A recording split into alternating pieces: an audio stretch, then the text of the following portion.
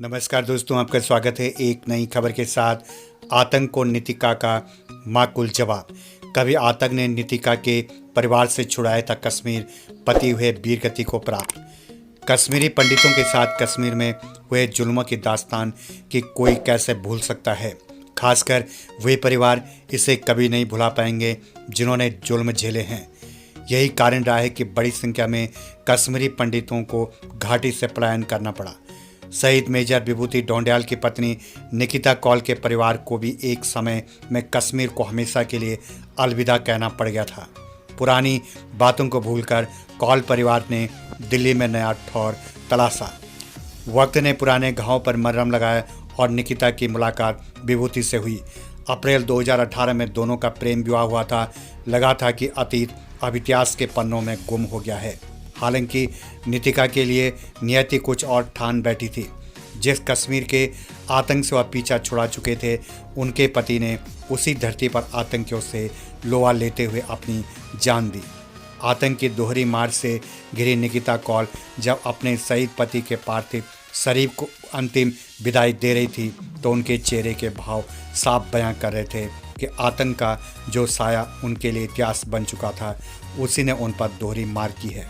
नियति का ऐसा क्रूर मजाक देखकर उनके चेहरे पर अनगिनत भाव अनुत्तरित सवालों से द्वंद्व कर रहे थे। उस वक्त निकिता के पास इन सवालों का कोई ठोस जवाब नहीं था।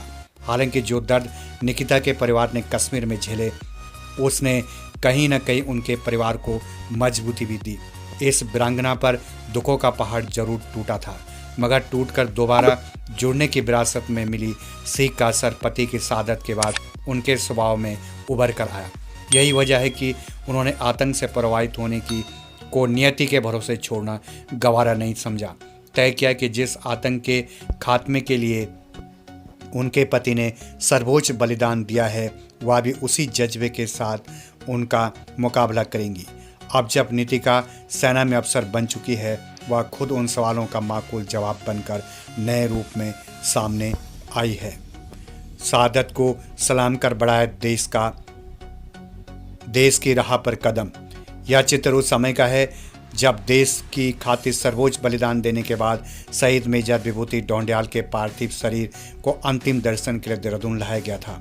उस समय पति को सलामी देते हुए पत्नी नितिका के चेहरे के भाव में एक दृढ़ता भी छिपी थी।